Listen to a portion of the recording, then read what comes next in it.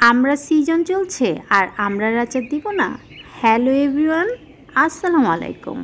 আজকে আমি আমরার স্পেশাল একটা আচার দিব এবং একদম কম মশলায় আর খুব কম সময়ে এই আচারটা তৈরি করে দেখাবো। আর এটা এত মজার হয় যে বানাতে বানাতেই এটা শেষ হয়ে যায়। পুরো ভিডিওটা আমার সাথেই থাকবেন। চলুন দেখে নিই আমরার আচারের রেসিপি। এখানে আমি আমড়া নিয়েছি আর আমড়াগুলো একটু বড় সাইজের নিয়েছি। এখন আমি আমড়া থেকে খোসাটা ছাড়িয়ে নিব।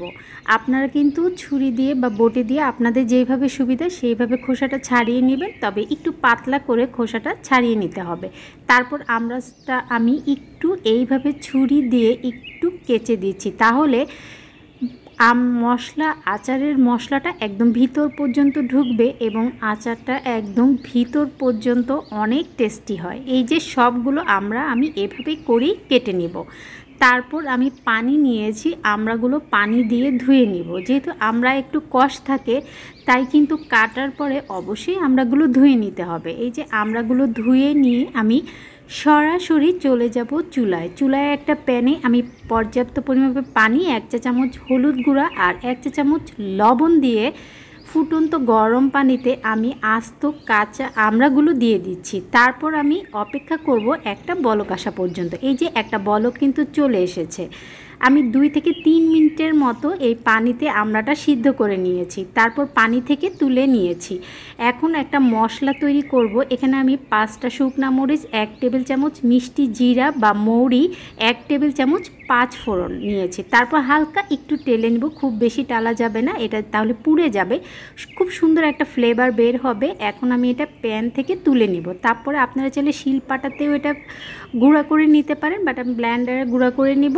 এই যে হয়ে গিয়েছে। এখন আমি আচার বানাবো। আচার বানানোর জন্য এখানে আমি 2 টেবিল চামচের মতো আমি তেল দিয়েছি, সরিষার তেল, আর 1 চা চামচ আমি 5 ফোড়ন দিয়ে দিয়েছি সরিষার তেলে। আর আমি 1 টেবিল চামচের মতো রসুন একটু মোটা করে কেটে দিয়ে দিয়েছি। তারপর আমি কয়েক সেকেন্ড তেলের সাথে একটু নেড়েচেড়ে মিক্স করে নেব। খুব সুন্দর একটা ফ্লেভার বের হবে। 2টা শুকনা মরিচ দিয়ে দিব আর 1 চা চামচ আমি সাদা সরিষা বাটা নিয়েছি, আর আপনারা চাইলে কালো সরিষা বাটাটাও দিতে পারেন। তারপর আমি তেলের সাথে সরিষা বাটাটা একটু মিক্স করে নিচ্ছি।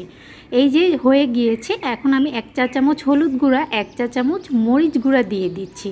তারপর আমি তেলের সাথে আবার হলুদ মরিচের গুঁড়াটা একটু মিক্স করে মশলাটা একটু কষিয়ে নিচ্ছি।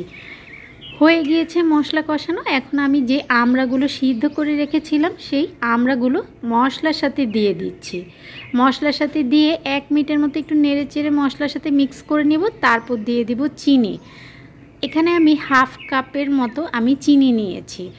তারপর চিনিটা গলেই কিন্তু অনেকটা পাতলা হয়ে যাবে। চিনি দেওয়ার পরে চুলার আঁচটা মিডিয়ামে রেখে আস্তে আস্তে যখন আমি আমড়াটা নাড়তে থাকবো, চিনিটা গলে একটু পানি ছেড়ে দিবে। এই যে এই পানিতেই কিন্তু আমড়াটা সিদ্ধ হয়ে যাবে। আমড়ার এই আচার করতে কিন্তু খুবই কম সময় লাগে, আর খেতে যে এত মজার। আর যে গুঁড়া মশলাটা আছে আমি গুঁড়া করে নিয়েছিলাম, সেটা আমি দিয়ে দিচ্ছি। এই ফ্লেভারটা আর এত কম মশলায় এই আচারটা অবশ্যই আপনারা করে খাবেন। স্বাদ মতো লবণ দিয়ে দিচ্ছি, সাদা লবণ আর বিট লবণ। 2 রকমের লবণ দিলে অবশ্যই আচারের টেস্টটাও কিন্তু অনেক বেড়ে যায়, তাই চেষ্টা করবেন 2 রকমের লবণ দেওয়ার। তারপর সব মশলা নেড়েচেড়ে মিক্স করে এখন আমি একটা ঢাকনা দিয়ে চুলার আঁচটা একদম লোতে করে দিব, কারণ যেহেতু পানি দেইনি আমি, চিনি শিরাতেই পানি হয়েছে। এখন দিয়ে দিচ্ছি আমি 2 টেবিল চামচের মতো সাদা সিরকা বা হোয়াইট ভিনেগার। সিরকাটা দিলে আচারটা কিন্তু আপনারা এভাবে সংরক্ষণ করে রাখতে পারবেন এবং রোদে দেওয়ার ঝামেলাও থাকবে না, আচারটা নষ্ট হবে না। কিন্তু এই আচারটা এত মজার হয়, এটা কিন্তু সংরক্ষণ করে রাখার প্রয়োজনই হয় না, এর আগেই কিন্তু শেষ হয়ে যায়। আমার কিন্তু এই আচারটা খুব তাড়াতাড়ি শেষ হয়ে গিয়েছে। ট্রাস্ট মি, আপনারা যখন করে খাবেন আপনারাই বুঝতে পারবেন আচারটা এত কম সময়, এত কম মশলায় এত মজার হয়। হয়ে গিয়েছে আমার আমড়াগুলো কিন্তু সিদ্ধ হয়ে গিয়েছে। আমার আচার কিন্তু একদম রেডি। এখন আমি ঠান্ডা করে পরিবেশন করে আপনাদের সাথে শেয়ার করব। অবশ্যই কিন্তু আপনারা আমড়া সিজনে বেশি করে এই আমড়ার আচার করে রাখবেন এবং আপনাদের কাছে কিন্তু খুবই ভালো লাগবে। পুরো ভিডিওটা দেখার জন্য আপনাদেরকে অনেক ধন্যবাদ। আজ এখানেই বিদায় নিচ্ছি। সবাই ভালো এবং সুস্থ থাকবেন। আপনাদের দোয়ার মাঝে আমাকে মনে রাখবেন। আল্লাহ হাফেজ।